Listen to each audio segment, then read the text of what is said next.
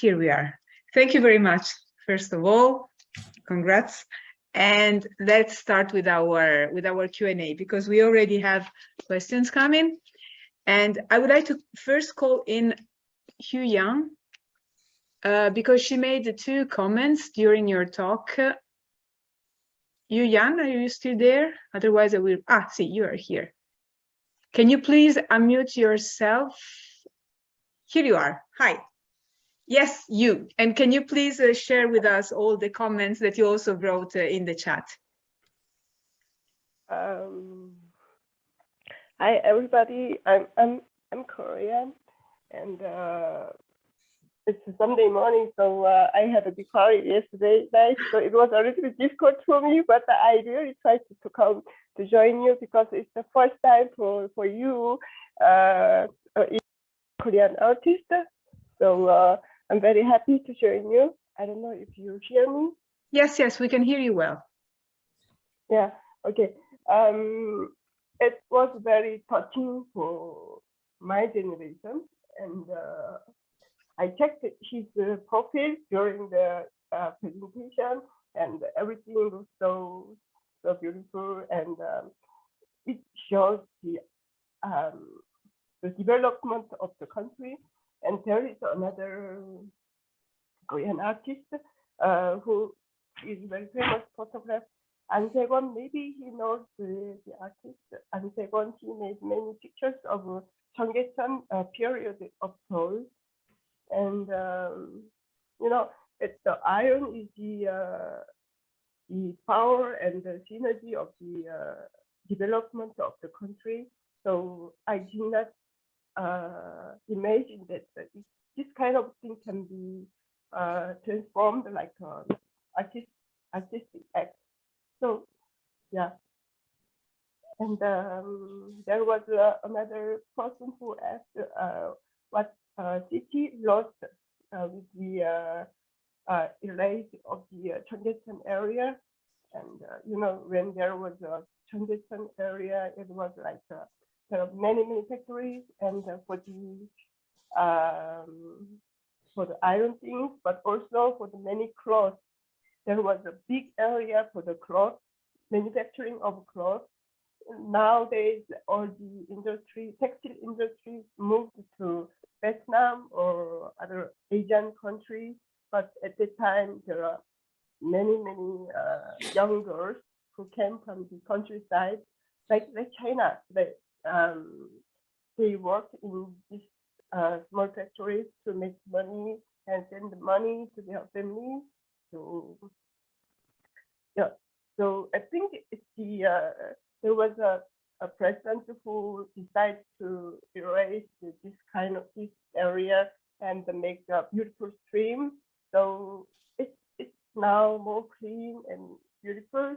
But I think it's now people are forgetting the past of the country. Mm. Yeah.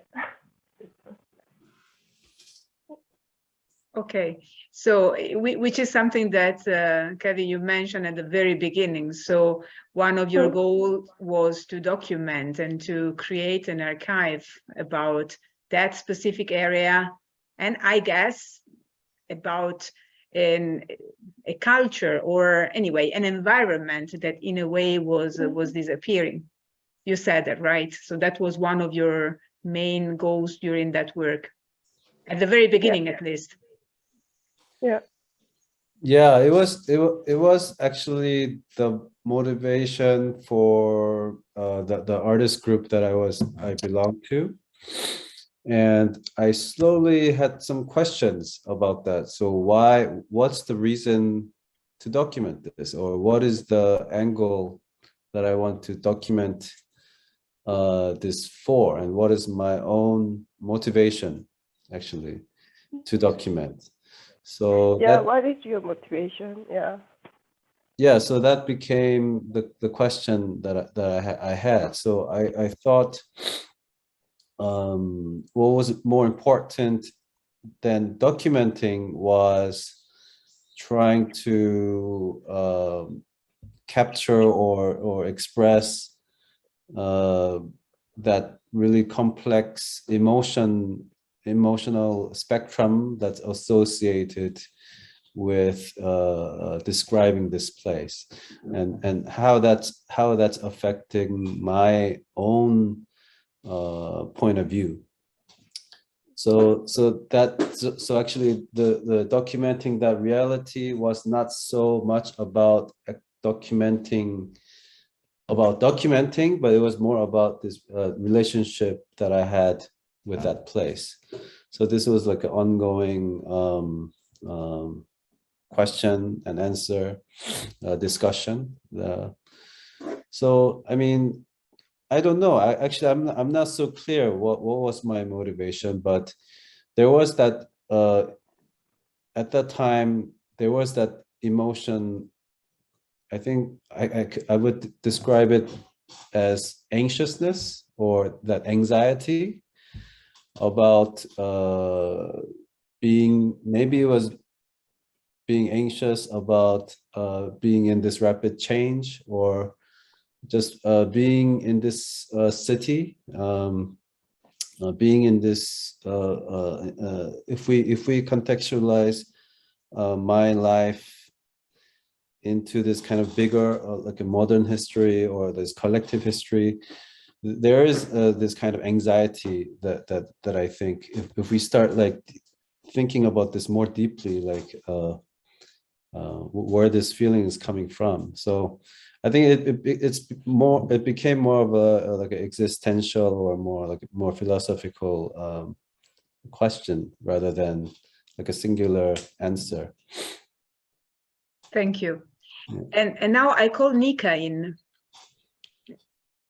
Nika? All right. Hi. Hi. I have two questions. Like, one is, what do you differentiate a tribute to a photograph by a famous photographer from like a copy or replica? You mentioned, like, I think that's one of your passing comments when you're presenting. And then there's another one. It's like, I really like your quote when you say, you imagine what you look like in the eyes of iron or steel. That is a lot more, that is huge in the scales and also more permanent than us as a human being. So my question is, how do you see your art in lieu of other arts? Like maybe how you see yourself compared to other South Korean artists or other people doing similar things, documenting like human beings as is. Thank you. Thanks. Sorry, can you repeat your first question? I didn't really understand. Okay, so like I also like you mentioned about how you think that you are under the influence of other famous artists when you're like studying. You see a lot of like the trails from other artists, and I also have that sense too. So I wonder, like, how do we differentiate from like just kind of copying or getting inspirations from all this like amazing people ahead of us and actually creating our own art? Yeah, I think this is, I don't know. I mean, I was thinking a lot about this issue actually, more so, not anymore, but more so like 12, 13 years ago. But I thought about, okay, where does contemporary art as we know, where is this heritage coming from? And it's obviously what we understand as contemporary art or modern art. It has its origin in the Western culture, right? And you cannot deny this. So if we look at, for example, when I try to describe Cheonggyecheon through kind of modernist point of view, I couldn't. It just doesn't really fit into this kind of modernist whatever the Bauhaus, Moholy Nagi, like all these languages that I've learned in school. It doesn't really fit into what I see in reality, right? So my education, my Western art education, there is no actually alternative to that. There is no Eastern contemporary art discourse that's maybe equivalent to what we know. And this is just the fact of history. So I think me as a non-Western artist, I had to make that extra step. And I call this kind of reverse engineering. So I have to kind of reverse engineer what I was taught in school, and really try to make much more like keen observation, and focusing more on my senses instead of relying something on the intellectual side. So that was my effort to kind of like erase what I was taught in school. But this took like a long process. It took I think maybe over a year, just trying to find that vision that's almost looks unique, you know. But I think this is still an ongoing challenge as well. I don't know if this answers your question. Okay. And your second question was about this kind of reverse in the perspective, right? About the iron looking at myself. Yeah, this concept is actually, I didn't know, but when I look at more like, if you look at more traditional Eastern art, Eastern paintings or something, this concept is very it's a kind of a common concept where the viewer is not actually, the viewer's perspective is not the subject of the painting, but actually it's as if the subject that you're looking is looking at yourself. So this kind of reverse in subjective point of view, this is a very common concept in like Eastern paintings. But at that time, I wasn't really aware of those things, but I really just felt like, oh, well, wouldn't it be interesting if that machine or that metal structure had a subjective point of view? How would that, and if that point of view is looking at me, what would I look like? And that became like a my creative, I think that was my my axis of looking at my subject. That was I don't know why I thought that, but I felt like that felt much more correct than, oh, it's about me looking at the world. I don't know. I hope I can explain it more eloquently, but yeah. Thank you very much. And now, Jamie. Here you are. Hi. Hey, Kelvin, thank you for the inspiration. I suspect that for everything you've told us, you had 20 more things that you could have shared with us, and you're doing an amazing job of compressing it into such a small amount of time. Thank you. Yeah. I was really fascinated by this idea that you could channel your own feelings, and even your physical self began to be inhabited by a place like Cheonggyecheon. You spoke about nightmares, you spoke about memory and your father and this kind of Korean man that is disappearing, a different generation. So I was really fascinated by that. And my question is just an extension of that idea, because I think you're talking as a citizen in relation to the city. And so when this gentrification happens and a neighborhood like Cheonggyecheon is bulldozed over, is erased, in your opinion, and I'm just wanting Kelvin's private sense of this, in your opinion, what is lost to the city? I think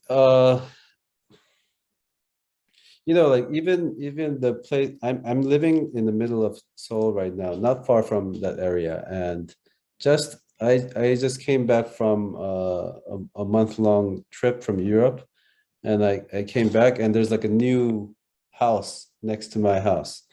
And that memory of the previous house is just gone. I mean, maybe it's there, but not really, because the landscape changed. And actually, it really doesn't signify going back, but it always signifies going forward. Okay, look for the future. But which is, I think, quite different than most places in Europe.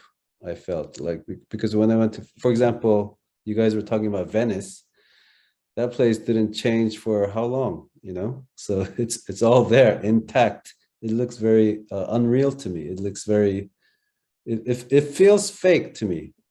Actually, Venice feels kind of like looks like Disneyland, but it's a real thing. But in Seoul,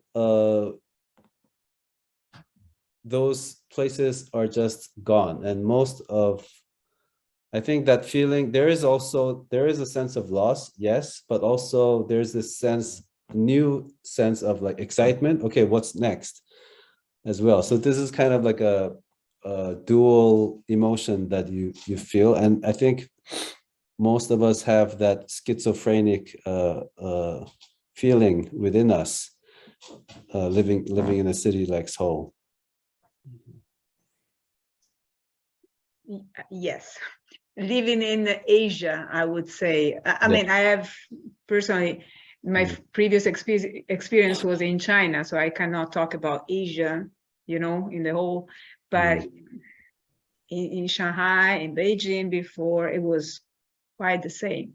This willingness to continuously change, and because the new is better. That's it. That's the. Well, another thing is that rapid economic boom and the rapid industrialization. So if you talk to my father about it, he's like, okay, we don't need to remember the past. Those hungry days are over. Now we can eat, you know, like we have a better future. But you know, I mean, I think as an artist, you think otherwise. Like you because we are thinking about these useless things like emotion, right? So emotionally, that does something to you, but this is something that we have to figure out. Thank you, and thank you, Jamie. Now, Maria, I call you in. Can you please unmute yourself? Thank you, and thanks so much to the artist for the beautiful display of work. I really am loving it. Sorry for my ignorance. You mentioned some risk of demolition of the factories.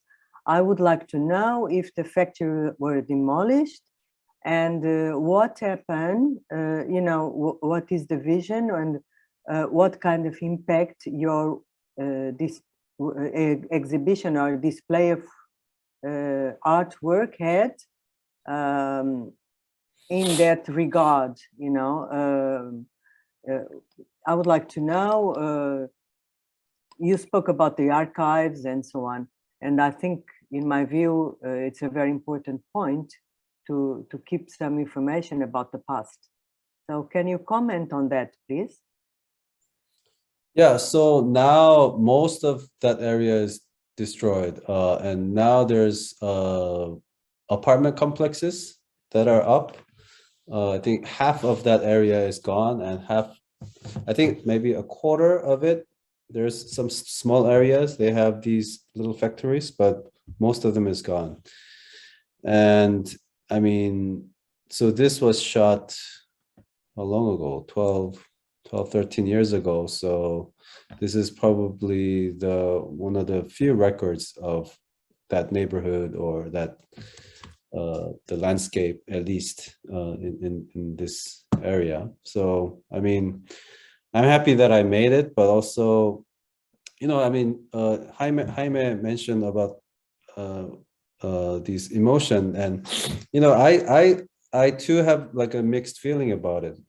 For example, you cannot leave this area like it is, because it's actually quite dangerous as well. If there's like a fire, there's no way a fire truck can get in, and there's also there's many fires that's happening, especially during winter time. So it's like it needs like modern infrastructure for sure. But at the same time, if you demolish everything, then you know the whole history is gone. But I think one of the sad part is that the people who are living there do not have the agency, or that they cannot how do I say be the master of their own future. So they cannot decide. It's always the outside forces that is either, you know, money or political ambitions, something like that. So I mean, that's I think my, I guess, critique about it. But also there's many internal problems as well. So it's really like really complicated issue, and also very complex emotion that's associated with this place as well. Thank you, and thank you, Maria. Now, next is welcome. thanks. Next is Alexandra. Here you are. Hi. Yeah. Okay. Yeah, success. Hi, thank you very much. Thank you for letting me to know you better. Thank you to Rafaela for making it possible, as usually. I have a question regarding what you mentioned while you were making while you shifted from the feature film into a video installation. You mentioned something that alerted me in a good way, that it had a liberating feeling for you to have this opportunity to switch the video format from one genre, let's say, to another, from the screening as a movie into a piece of art, moving piece of art. And the question, and there is a little bit of privacy in this question, since I have a background in filmography, in filmmaking, so I'm very limited by filmmaking rules. And also I do photography, and lately I was offered to a video installation to be accompanied to my photography exhibition. And I thought, like, wow, this is so easy. You just like put some video on the screen. You don't have to take care of the sound. You don't have to take care of the edit. You know, you just put whatever you want, like whatever is in my iPhone, basically. And I was so surprisingly demolished when I realized, wow, you have no clue what you're doing. So here is my question: what the liberating feeling you're talking about, and what do you find interesting between this difference between the cinema filmmaking style and the videography in an art venue? Yeah, it's very funny, your your description, but I felt even the people, like the film people and the art people, they're like maybe oil and water, never really mix well. They're doing separate things. And actually my practice working with both film and video, and also in the art world, it's not really it's not actually what I really wanted. It's actually by just my method of survival. So for example, the funding situation in Korea, the film funding is much higher than the art funding. So I get most of my funding from the film institutions. and I tell them, oh, okay, I'm going to make a film, and then I make my weird video art with it. So that was one of my reasons why I work with this both genres, but I never found I found very few artists who managed to make both work that's quite good. And it takes a different sensibility, I think. And it's almost like maybe a foreign language. You have to translate maybe, I don't know, English to Korean or Italian to English, I don't know. So you need like a different sensibility. And I mean, I think the key difference is, okay, so how do you organize, so when you look,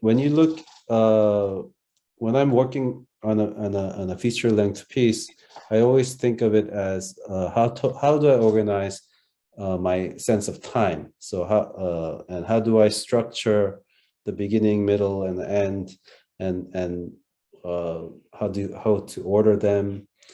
But when I work in video installations, I think of organizing those images into space.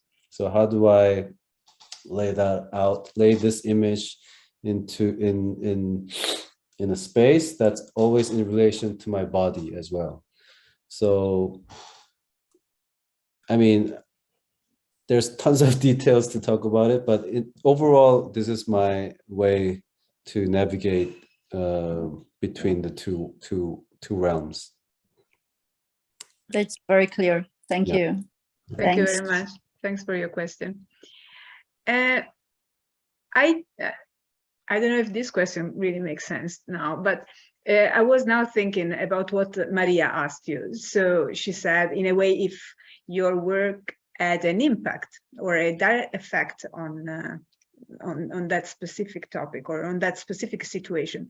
So my question is, would you consider your work political? Because that's what the political works is about, right? It's a way to influence. So a work is political when it tries to influence the way things happen, or I don't know, a situation is managed or governed.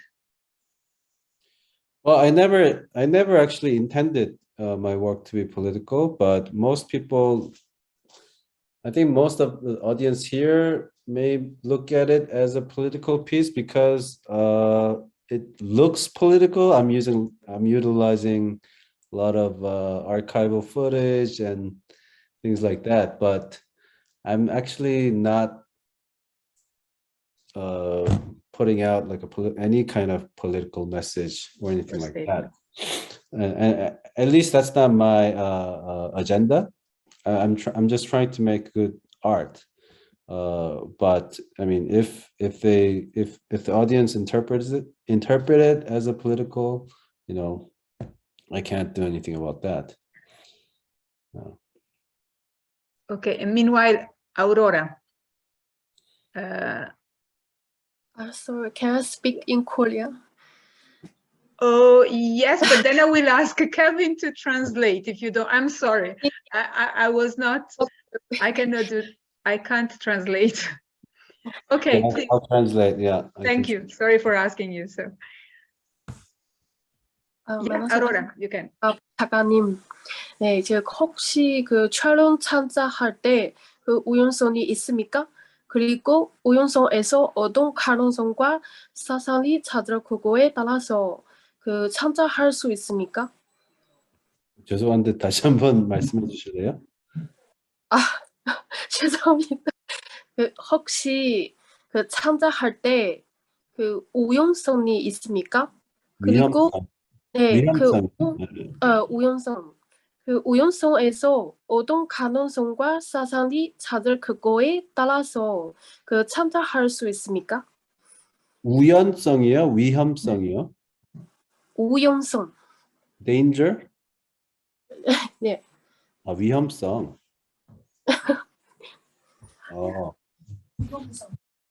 네, 우연성. I think she asked if there's a element of danger. when I'm working? Is that the question? I'm not sure. 그게 지금 아니에요. 질문 위험성이 있냐고 질문하셨어요? 아니요. 그 우연성? 잠깐만요. 네. 우연성이라고 얘기하신 것 같아요. 우연이요? 네. 네. 오케이. 장작할 때 우연성이 있나? Okay. I think that she is asking if there's an element of how do you say serendipity? Come by chance. Yeah. chance. It Yes, came sir. to you by chance. Yeah, by chance or serendipity. Yes, of course. Because I'm out there filming in the field, so always I cannot predict what's in front of me. So I'm always out there trying to observe and trying to pay attention to the space and people and sound that's around me, and I always rely on the serendipity. Now, I don't really rely on it, but those things happen. For example, when I frame something on the street or something, like somebody would just walk into the frame or somebody would walk out. Always there's this element of chance that usually helps me. And yeah, those elements are very important, I think, in part of my work. Thank you. Yeah. And if no other question is coming, let's see. I also wanted to ask you what you are working on at the moment. Which right project? now I'm working on I'm following this one Korean actor. He's quite like a celebrity, so I'm actually following his life. And I think the topic, the subject would be about what is identity. Because he is an actor, he takes on these many roles, and he's actually a product himself. He's in like advertising, he's doing many different roles. But as a person, there's a question like who he is or what he represents. So I'm actually working on this project with the actor at this point. And if I may, if you cannot answer, there is no problem. How this came about? How this came about? Let's see. I have a friend of mine introduced me to him, and we were just talking, just hanging out, and then all of a sudden he said, "Oh, let's make a film about myself." And then I was like, okay.